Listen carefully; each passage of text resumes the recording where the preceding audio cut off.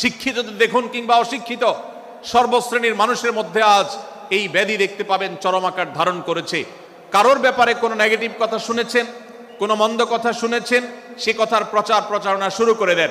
সেটা কি সঠিক কিনা, সেটা কি সত্য কিনা, সেটা কি যথার্থ কিনা, সেটা কোনো প্রপাগান্ডা কিনা, সেটা কোনো মিথ্যাচার কিনা, সেটা কোনো গুজব কিনা, এটা যাচাই করার প্রয়োজন অনুভব করে না।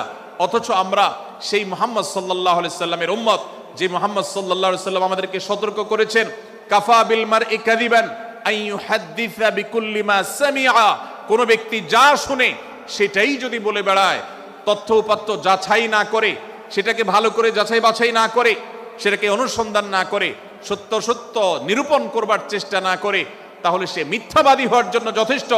এজন্য আজকের এই মাহফিল থেকে আমরা অঙ্গীকার করে যাব, আজকের এই মাহফিল থেকে আমরা নিয়ত করে যাব, এই মজলিসে বসে এই মুহূর্তে নিজে নিজে সংকল্প করব, আমার জীবনে সোশ্যাল মিডিয়া কিংবা ফেসবুকে, ইউটিউবে অথবা অফলাইনে আমার বাস্তব জীবনে আমি কখনো কোনো মানুষ সম্পর্কে যে কোনো তথ্য উপাত্ত পেয়ে ভুল কোনো ধারণা, মন্দ কোনো ধারণা কারো প্রতি পোষণ করব না।